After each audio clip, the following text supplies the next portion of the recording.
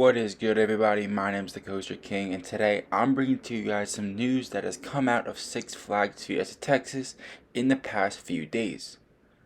Now, since early June, the park president Jeffrey Siebert has been hyping up a new 2022 attraction for their park. No one really had any idea what it was, but recently, especially in the last few days, there have been a lot of teasers that we're seeing. First, I'm going to run you guys through what these teasers are, what they look like, and then I'm going to give predictions as what I think Fiesta Texas will be adding in 2022. So to give some background, this whole thing kind of started when Jeffrey Siebert, the park president and former president of Kings Island, tweeted this out about Six Flags Fiesta Texas and their new ride. He then continued to tweet things out over the course of the past 2 weeks and really kicked it up a notch in these last few days. Just one example of this is this blimp you guys see in this picture here, posted on June 12th. This blimp is currently in the park, as you guys see in this picture, and we don't really know what this means. Now, Six Flags Fiesta Texas itself also tweeted out some things. On June 12th, they posted these few pictures, including one of these gates. So, as you guys can see, these gates are located right by Iron Rattler in the Crack Axle Canyon area of the park. The gates actually contain a phone number if you look closely at the bottom, and I'm going to play for you guys what it says when you call this number.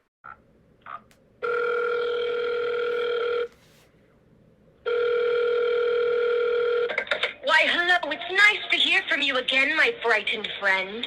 I can feel you trembling through the phone. It's clear the unknown terror that is about to rain down upon the world is driving you mad. But don't fret. The time is near.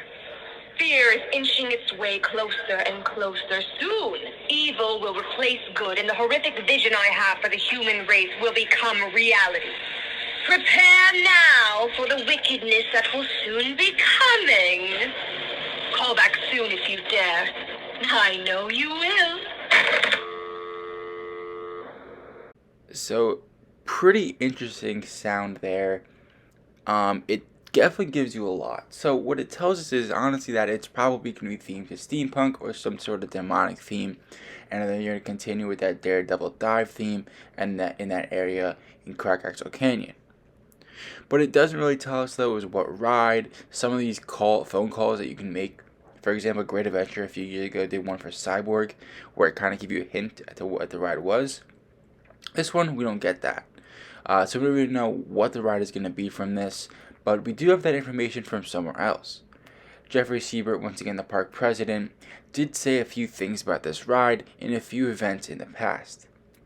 A few of the key points that he said was that this ride would be a signature attraction, meaning it probably wouldn't be some small ride that no one cares about.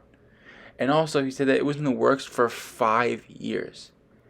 I think that a ride that was in the works for 5 years has to be of significant scale. A ride that is his signature and is in the works for 5 years, I think warrants a coaster, but we'll see about that. So let's talk about how this ride is going to fit in. That red circle you guys see at the top is where that gate is that I showed you in a picture before. Now, the blue are areas that are undeveloped and open for rides. They could obviously build a small ride right in that blue area right next to the red gate. They could also expand to that blue area in the back using the quarry wall to their advantage. People have been saying that they may get rid of that stage that you guys see there that kind of breaks up the land. We don't see any construction there yet, so we can't really say that for sure, but maybe they do get rid of that stage. However, we can clearly see that it is pretty landlocked, especially if they do not get rid of that stage. They don't have too much room to work with and probably has to work with a little bit of space. Maybe this is a sign, right, that it has to be a smaller coaster, or a sign that it has to be a compact coaster. We don't really know, but the fact that it is in this area and is pretty compact definitely has to be something we take into account. So let's talk about some of the possibilities that they could be adding in this area. Obviously, the one that people think of most is an SNS Axis coaster. Fiesta Texas has been rumored to get this ride for a very long time, ever since they came out with the prototype, really. This park is often used as the prototype park, as we saw with the 40 free spins, and even the Raptor, so we can honestly see them do it again here with an SNS Axis coaster. I think they can easily make a play to the whole insanity and madness part of the ride because you are going at some weird angles. I'm just wondering if it's too similar to 40 free spins and if it really offers a super diversified experience from those rides. The ride does look great though, the model looks like a ton of fun, and I would love to see it added to the park. Another possibility that I saw people talking about is sort of like a max force small launch coaster.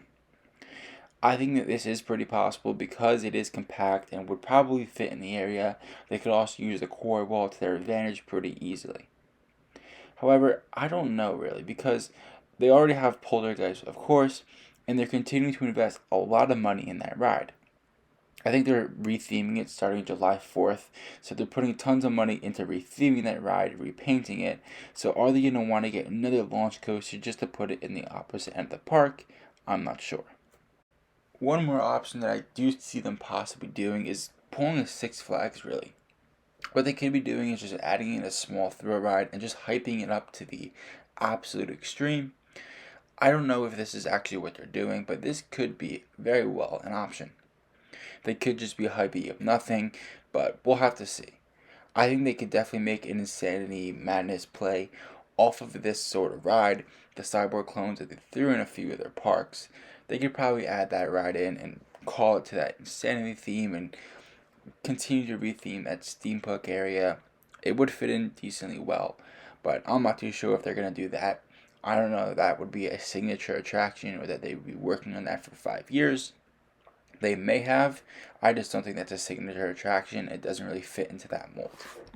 The last ride I could see them possibly adding if they got rid of that stadium is a mock power splash. I honestly see this as the least likely option out of the last three, but it is a possibility. And of course, you might be thinking, why would they throw in a ride that is, of course, is going over Texas about 3 hours away? Now, I understand where you're coming from, but just look at these other rides in the park. Goliath, the same as Batman. Pandemonium, the same as Pandemonium. You have Batman, which is the same as Joker in Over Texas. So they've clearly cloned rides from Over Texas before, and honestly, I don't think they're going to be afraid to do it again.